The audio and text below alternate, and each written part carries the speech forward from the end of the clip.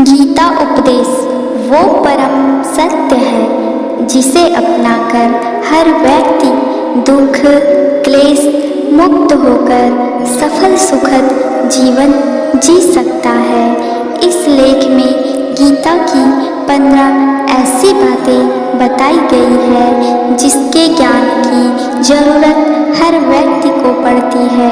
मनुष्य का संघर्ष जितना बाहरी होता है उतना ही आंतरिक भी चलता रहता है। सोच और कर्म का संतुलन ही सफल जीवन का मंत्र है। सही गलत और उचित निर्णय की दुविधा में फंसे व्यक्ति को गीता के इन उपदेश से मानसिक संबल और धैर्य मिलता है। विश्वास की ताकत। तुम अपने विश्वासों की उपज हो। तुम जिस चीज में विश्वास करते हो तुम वही बन जाते हो। जो स्वयं पर विश्वास करते हुए लक्ष्य की ओर बढ़ते रहते हैं उन्हें सफलता जरूर मिलती है।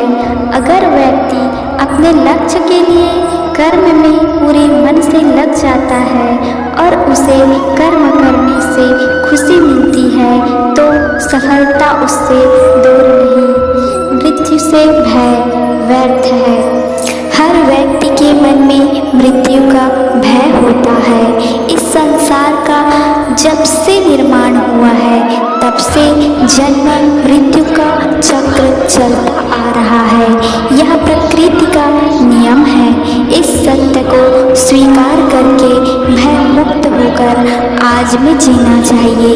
किसी को भी आने वाले पल के बारे में कुछ नहीं पता होता, लेकिन इस संशय में भयभीत रहने से जीवन नहीं जिया जा सकता। कर्म सबसे ऊपर आता है। श्री कृष्ण अर्जुन से कहते हैं कि व्यक्ति कर्म करने के लिए ही पैदा हुआ है और बिना कर्म किए कोई रह नहीं सकता। फल की चिंता करना व्यर्थ है क्योंकि इससे मनुष्य का मन काम से भटकने लगता है। किसी कर्म से सफलता नहीं मिलती तो क्या हुआ, असफलता भी ज्ञान के द्वार खोलती है। अगर बिन फल की चिंता किए कर्म करते रहोगे तो सफलता और मन की शांति जीवन भर तुम्हारा साथ नहीं छोड़ेगी। जो कर्म फल से विरक्त होकर कर्म करता जाता है उस आध्यात्मिक ज्ञान बढ़ता जाता है। हमेशा स्वार्थी होना गलत है। जो व्यक्ति हमेशा स्वार्थ प्रेरित होकर फल की चिंता करते हुए कर्म करते हैं और सिर्फ फल ही उन्हें कर्म करने को प्रेरित करता है, ऐसे लोग दुखी और बेचैन रहते हैं क्योंकि उनका दिमाग हमेशा इसी उलझन में फंसा रहता है कि उन्हें क्या फल मिलेगा। स्वार्थी व्यक्ति सुखी नहीं रह पाता और ऐसे व्यक्ति से कोई भी संबंध नहीं बनाना चाहता। इसलिए स्वार्थ से ऊपर उठे और दूसरों का हित भी सोचे।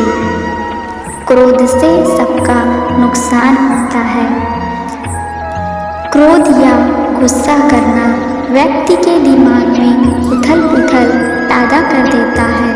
आवेश में विवेकहीन होकर कई बार व्यक्ति अपना ही नुकसान कर बैठता है या फिर अपनी ही मानसिक शांति को भंग करके खुद को कष्ट देता है।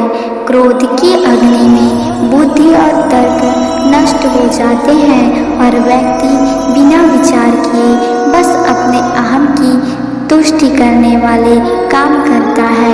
गुस्सा व्यक्ति की विचार शक्ति को पंगु बना देता है और भ्रम पैदा करता है।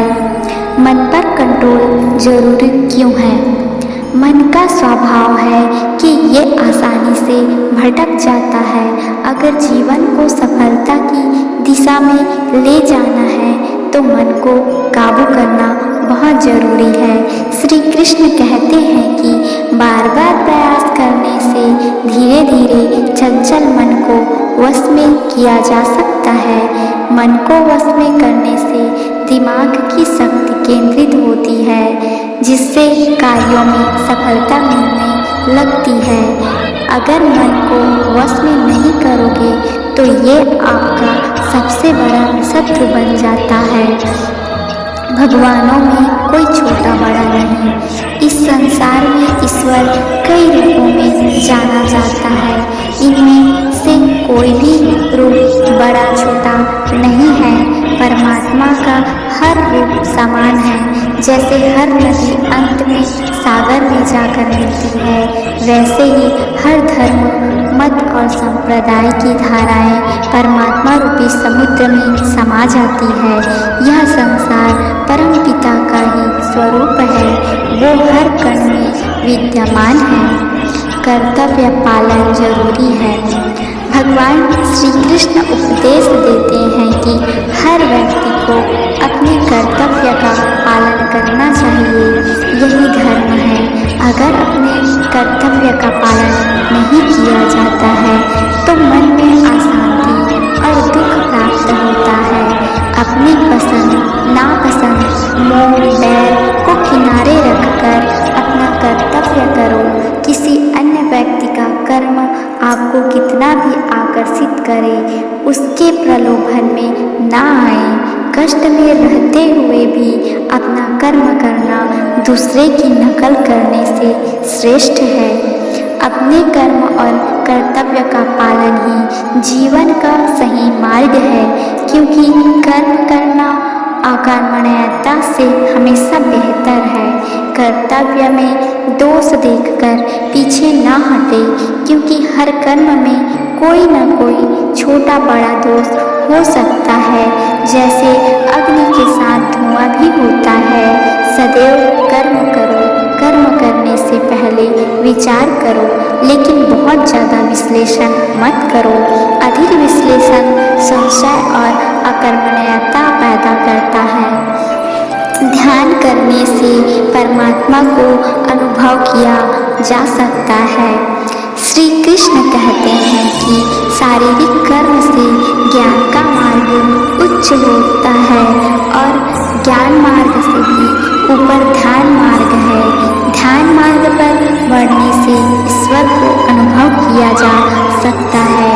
जो व्यक्ति मन और इंद्रियों को शांत करके पूर्ण विश्वास से अपना ध्यान भगवान में लगाता है, उसे ईश्वर का ज्ञान और अस्तित्व अवश्य अनुभव होता है। जो हर जगह हर जीव मनुष्य में ईश्वर को देखता है, सबके हित में लगा रहता है, उस पर परमपिता अवश्य कृपा करते हैं। ज्ञान मार्ग हो या भक्ति मार्ग, समर्पण, प्रेम, विश्वास ही आपको ईश्वर के प्रकाश की ओर ले जाता है।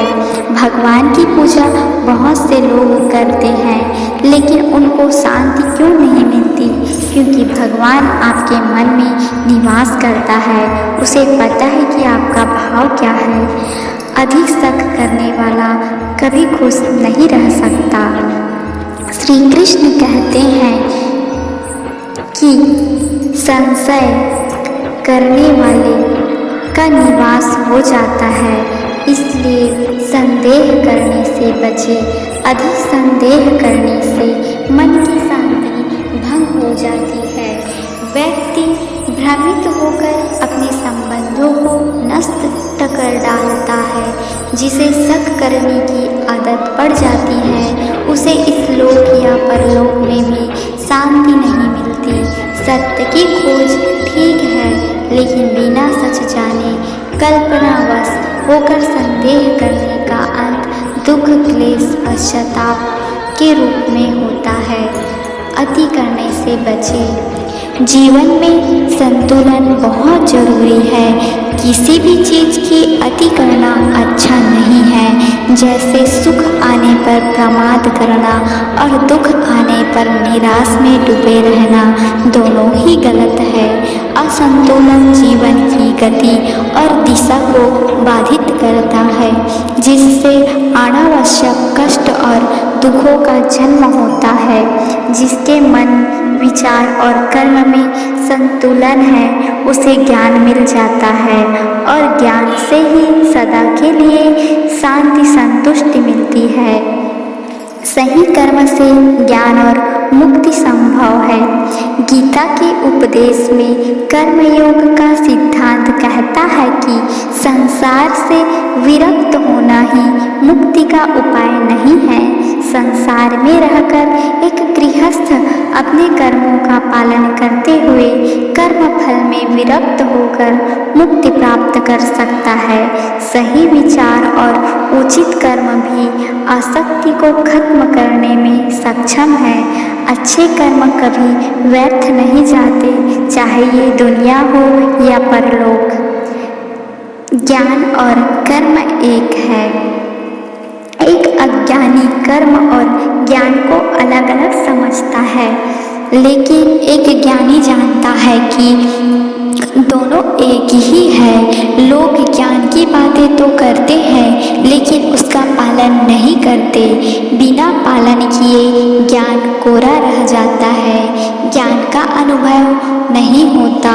गीता कहती है कि ज्ञान पढ़ने की नहीं बल्कि अनुभव करने की वस्तु है, और अनुभव बिना कर्म किए नहीं मिलता।